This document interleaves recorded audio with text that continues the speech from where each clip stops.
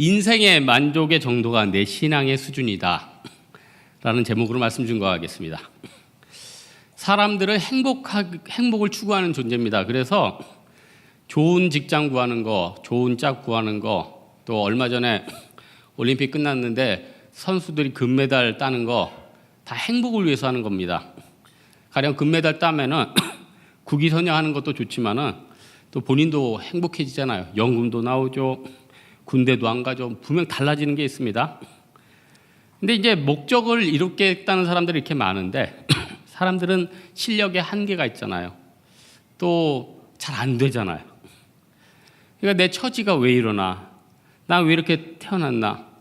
여러분 가지고 있는 것 지금 만족하십니까? 그러니까 이 만족 내 스스로가 안 되니까 이거를 상대방에게 어떨 때는 투영을 합니다. 그래서 자매들 같은 경우는 그런 자매 봤어요. 목사님 저는 형제 다 용납할 수 있어요. 하지만 키 많은 양보 못해요. 제가 그때 나중에 돌예배 들어갔는데 양보 많이 했어요. 양보 되게 많이 했더라고. 또 어떤 형제들은 그래요. 자매들에게 또 원하는 것들이 있어요. 나는 이것만은 양보 못해. 그러니까 다들 불만족하는데 만족을 찾는 거예요. 우리 뭐 교회 형제자매들 청년들 많으니까 이게 사귀다 보면은 서로 안 맞아서 나중에 뭐 헤어지는 형제자매들도 있잖아요. 그럼 다 들어보면은 공통적인 얘기를 해요. 상대방이 정상이 아니래요. 이 공통적인 얘기예요. 그 사람은 정상이 아니래요. 이 말은 상당수 많은 사람들이 정상이 아니라는 거예요. 지금 보니까 이 시대의 최고의 신랑감 신부가는 정상인들이에요. 진짜 정상이 별로 없어요. 세상에서 다 이룬 사람들은 그럼 만족할까? 여러분 직장인들한테 뭐 최고 높이 올라간 사람들은 누구예요? CEO들이죠. 여러분 CEO 약자가 뭐예요? 다 아니까 그 얘기는 안 하겠는데 이 CEO들은 말 그대로 우리들과 수준이 다르죠. 아무래도 CEO인데 보통 사람들 평생 벌 거 1년에 벌어요. 또 각종 만난 거 먹겠죠. 물론 일도 열심히 하겠지만 또 받는 혜택에 비해서는 사실 일반인들이 꿈꿀 수 없는 것들 아니에요. 그런데 놀라지 마세요. 미국의 한 여론조사 기관에서 CEO들의 만족도, 삶의 만족도를 조사해 보니까 80%가 불만족하대요. 그러니까 무슨 말이냐면 사람들은 만족이 안 되는 거예요. 얼마 전에 어떤 대기업 뭐 부사장님도 자살했잖아요. 우리 보기에는 뭐 물질도 있고 사실 뭐 조사 좀 받으면 되고 근데 이 사람이라는 게 만족도나 느끼는 고통이 똑같지가 않다는 거예요. 오늘 시편 이 116편이 다윗이 아들 압살롬한테 쫓겨갔다가 다시 황궁에서 쓴 시편이에요. 근데 두 가지 감정이 교차해요.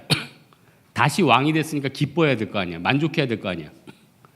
근데 아들 압살롬이 죽었네요.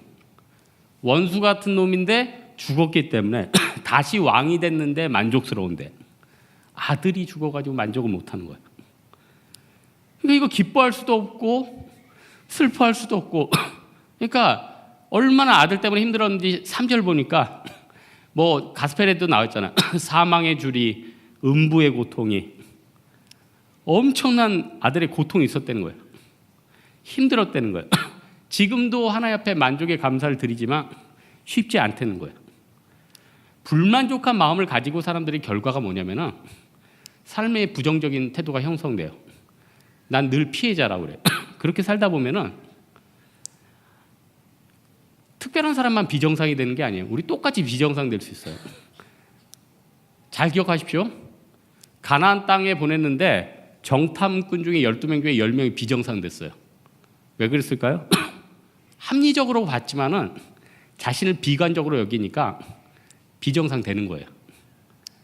우리나라 자꾸 헬조선 하는데 아니 자기가 가지고 있고 자기가 어느 직장에 있고 이런 걸 떠나서 우리나라 같이 자유로운 나라가 없어요.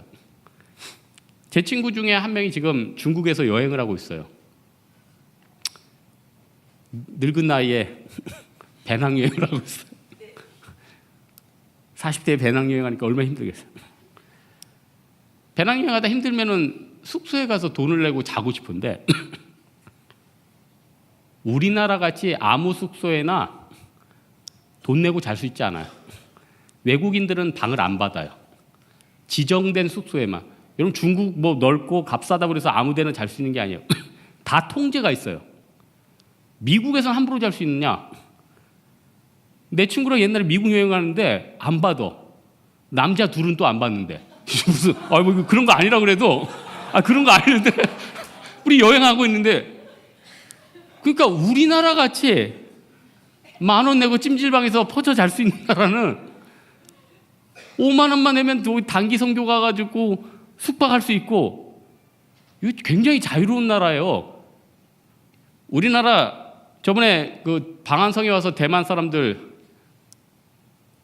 그날 스케줄 가다가 아저씨한테 아저씨 여기 뭐 북촌 한옥마을 막히니까 용인 먼저 갑시다.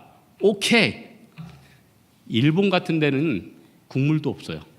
그날 정해진 데 꼭 가야 돼. 당일날 바꾸는 건 있을 수가 없어요.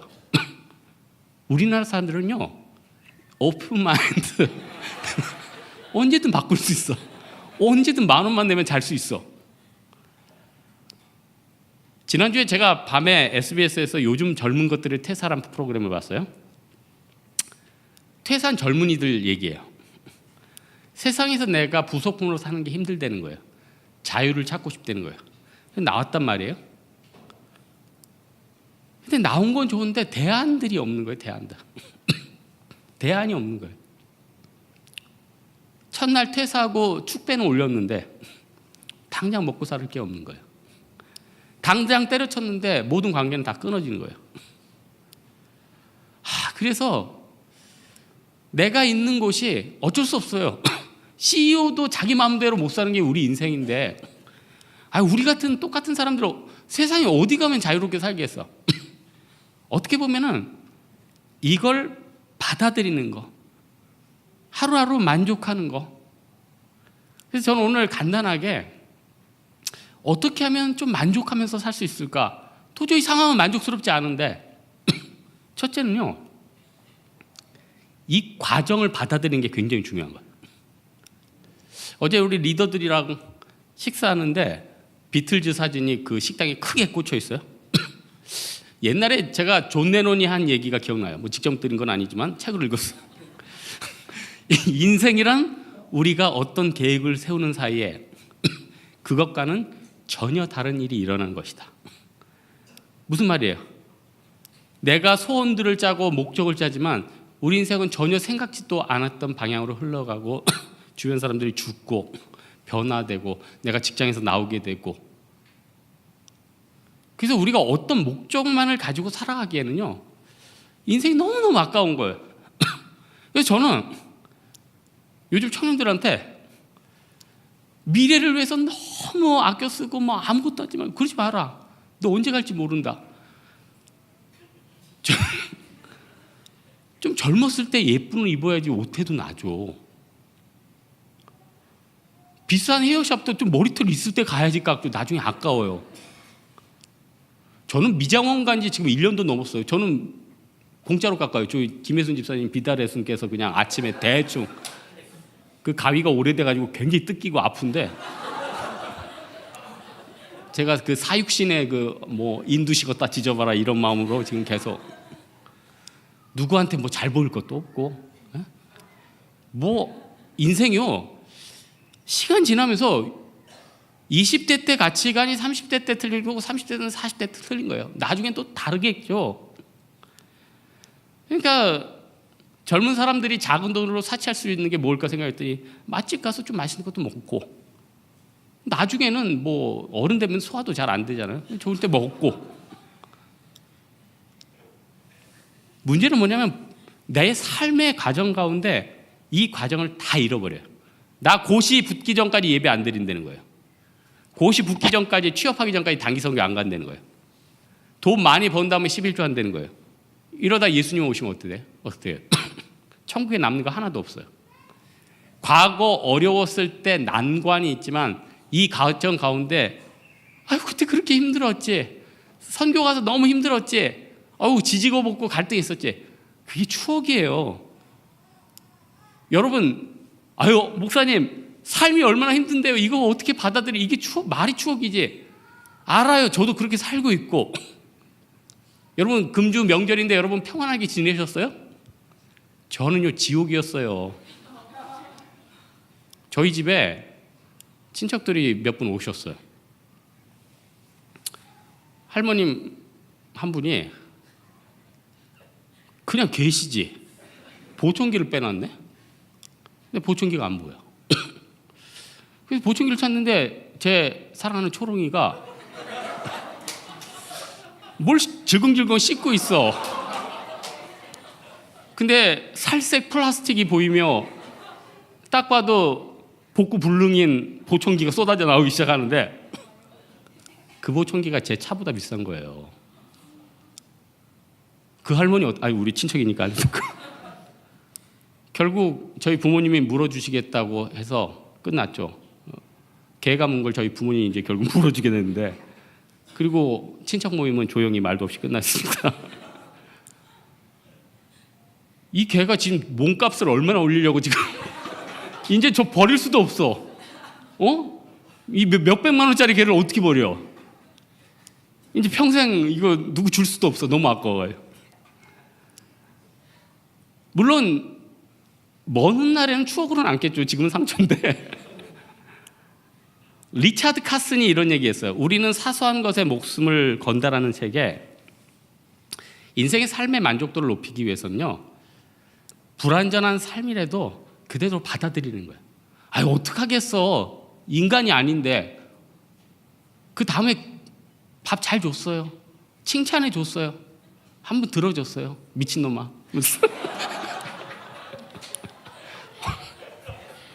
어떡하겠어. 뭐 걔가 묶어놓고 고문하겠어요? 부모님 인두 가져와 봐라 이놈. 사육신이에요? 그럴 수 없잖아. 우리 잘못이지 뭐. 자기 인생을 받아들여야 돼요. 그러니까 제가 예전에 24살의 청년이 TV 생활의 달인에 나온 거 보니까 고등학교 때까지 축구했는데 다쳐가지고 이제 축구를 못하는 거예요. 공부는 안 했지. 세상에서 살 게 없잖아. 그래서 세차를 하는데 이왕 세차할 거 열심히 하자 그래서 차 안에 자동 청소기로 못 빨아들이는 부분 스카치 테이프로 떼어내고 담배 냄새 많이 한 데는 천연 탈취제랑 커피 가루로 빨아들이고 본네트 안에는 신문지랑 워셔액 섞어가지고 휠까지 깨끗이 다. 그러니까 이 청년한테 외국차 가진 매니아들이 세차를 하겠다고 줄을 서 있어요. 예약제. 똑같이 세차해도요. 에휴 내 인생 왜 이래 이렇게 하는 사람과 의미 두고 이왕 하는 거 열심히 하자. 달라지는 거예요. 요나도 사실 그런 선지자가 있었기 때문에 수천 년 동안 요나 보면서 많은 성도들이 위로받는 거 아니에요. 얼마나 가치가 있어요. 우리 그냥 좀 받아들입시다. 단조로워 보이고 내가 세상에서 부품같이 보이고 단칸방에 살고 인생의 데미지는 많고 손해는 많아도 하나님이 걷게 하신 길이라면 이것도 뜻 아니겠어요? 하나님이 압살롬한테 쫓겨가지고 그 어려움 눈물에 피난을 했기 때문에 그 많은 시편들이 쏟아져 나온 거 아니에요. 왕궁에서만 있었으면 그 시편이 어떻게 나올 수 있었겠으며 우리가 그 시편 때문에 위로를 받을 수 있었겠어요? 다 메시지라는 거예요. 여러분의 모든 것은요 메시지예요. 여러분의 삶은 메시지라는 거예요. 또 하나 불만족한 삶을 극복하기 위해서는요 좋은 롤 모델을 좀 따라갈 필요가 있어요. 사람들이 배우는 것의 90%를요 시각을 통해서 배운다고 그래요. 저도 뭐 여러분이 인정은 안 하겠지만 그래도 교회에서 지도자 중에 한 명이잖아요. 외식하는 건 아닌데요. 가급적이면 따라 할 수 있게끔 직접 해요. 왜냐? 말로 하는 것보다 훨씬 빨라요. 좋은 것들이 쉽게 전수가 되는 거예요. 그래서 사도 바울은요, 이 롤모델의 중요성을 알아서 자기가 낯뜨거워도 빌립보 교인들에게 너희는 내게 배우고 받고 듣고 본 바를 행하라. 자기를 본받으라고 그랬어요. 왜 본받으라고 했을까요? 보고 하는 게 제일 빠르고 내가 가는 길이 너무 축복된 길이고 좋은 길인데 나만 이 좋은 거 품고 가기 안타깝다 하니까 그걸 알려준 거예요. 그러니 내 인생 가운데 좋은 롤모델을 따르는 게 얼마나 중요해요. 다윗 왕이 있었기 때문에 38명의 남유다 왕 중에 몇 명의 선한 왕이 나온 거예요. 사울 왕의 롤모델이 악한 왕의 롤모델이 있었기 때문에 북이스라엘의 40명의 왕들은 다 악한 거예요. 롤모델을 어디에 잡아야지 내 인생이 바뀌는지 우리 깨달아야 돼요. 나 요즘 너무 답답한 게 너무 자포자기한 사람 많아. 내 인생 끝났대요. 사업하시는 분들은 아무것도 없대요. 빚밖에 없대요. 청년들 나 아무것도 없대요. 빈털털이래요. 제가 3년 전에 제주도로 귀농한 제 제자 2명 얘기를 해줄게요. 둘 다 무일푼으로 갔어요. 3년 전 얘기예요. 3년 전에 둘 다 무일푼으로 갔어요. 농업지식도 없으니까 어촌에서 물고기 내려주는 대로 돈 받고 어제 재활용 센터 가서 그런 데서 일 처리해주고 몸으로 뛰니까 둘이 한 달에 한 200~300은 벌더라. 제주도는 월세가 없고 연세예요. 1년에 400만 원씩 내면은 400만 원 내고 1년 사는 거예요. 똑똑한 애는요, 이거 모아가지고 뭐 남는 것도 없어가지고 열심히 모아가지고 해외에 놀러 가. 약간 어리숙한데 성실한 애는 어떤 생각을 했냐면 내가 이 연세를 이렇게 아낄 수 있는 방법이 없을까? 계속 연세 내다가는 내 인생에 미래가 없을까? 그래서 그 동네 아저씨 밑에서 맨날 일하다가 아저씨가 자기 땅 있잖아요. 아저씨 몇십 평만 제가 부모님한테 조금 땡겨올 테니까 조금 저한테 잘라주세요. 왜? 너 이거 몇십 평 해가지고 뭐 이거 농사도 못 짓고 이거 짜투리 땅 이거 뭐 하려고 그래? 제가 인터넷에 검색해 보니까 컨테이너 하우스라고 있더래요. 컨테이너인데 안에 그 시스템 창호도 있고 한 500에서 700만 원 정도 되면은 유사 펜션 같아. 그거를 갖다 놓겠다는 거예요.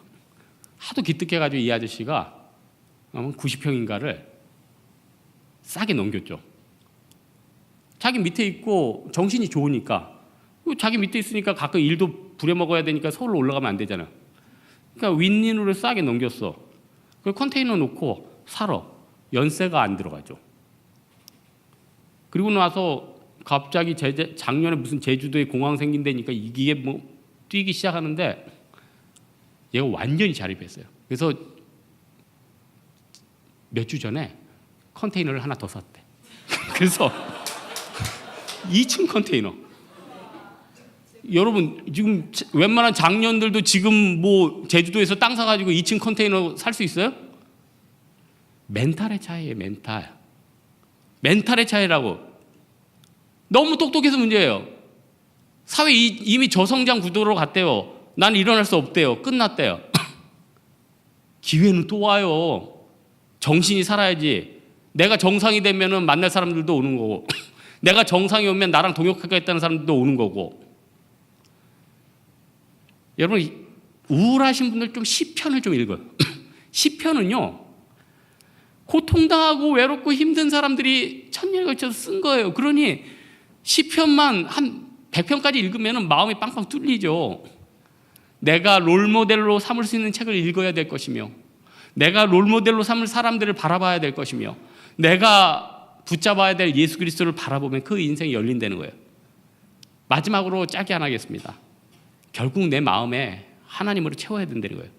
116편 1절 보니까 내가 저를 사랑하는도다. 결국 다윗이 고백하는 게 뭡니까? 하나님에 대한 간증이에요. 기쁨이. 여러분, 어떤 사람도요, 왜 하나님이 공평하시냐?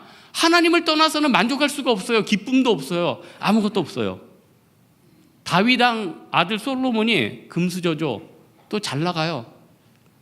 노비들을 거느리고 정원을 가꾸고 성들을 짓고 수백 명의 후궁을 거느렸는데 나중에 한 말이 무엇입니까? 헛되고 모든 것이 헛되도다. 그 구절 있잖아요. 아무리 좋은 것들이 있어도 그 누리는 사람, 나는 단지 그것을 눈으로 보는 거, 누리는 사람과 가지는 사람이 틀리다는 거예요. 우리가 다른 것보다도 우리 빈 가슴을 하나님으로 채울 때 우리가 기뻐할 수 있다는 겁니다. 지금 많은 분노들이 있죠. 왜 분노가 안 떨어져 나갔는지 아세요? 하나님으로 만족하지 못하기 때문에 그래요. 왜 아직도 갈급한지 아세요? 하나님보다는 재물이라는 거예요. 아직도 왜 인생이 짜증나는지 아세요? 예수님보다는 세상에서 비교하니까 나는 세상에 가진 게 없다는 거예요. 여러분, 제가 이번 명절에 영화 배너 봤는데 30년 전에 나온 거 말고 신 버전 2016년판 리메이크 돼서 나온 거. 그 유다 배너가 누구예요? 나름대로 유력한 사람이었어요. 능력이 있었어요. 재능이 있었어요. 재물이 있었어요. 반역을 누명을 쓰고 노예선으로 끌려가죠. 분노가 이글이글 타요. 근데 노예선 끌려가기 전에 목이 너무 마른 거예요. 아유, 죄송합니다. 저도 3대지쯤 오면 저도 목이 말라요. 그때 반역이기 때문에 아무도 물을 안 줘요. 그때 예수님이 지나시다가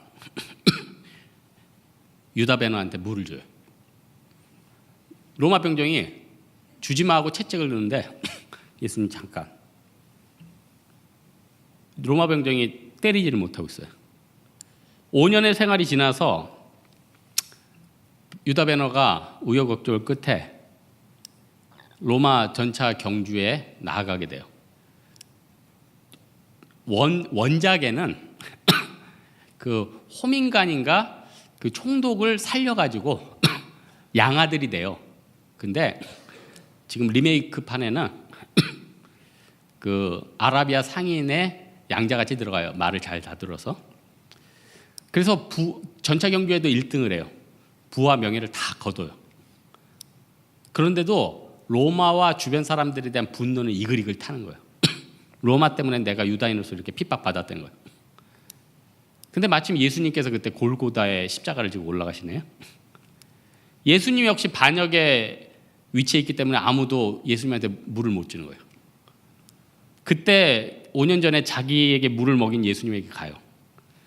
예수님한테 그때 물을 주는 건 자기 인생에 또 어려움을 겪을 수 있어요. 하지만 5년 전에 나에게 물을 주신 분한테 안 줄 수가 없죠. 물을 드려요.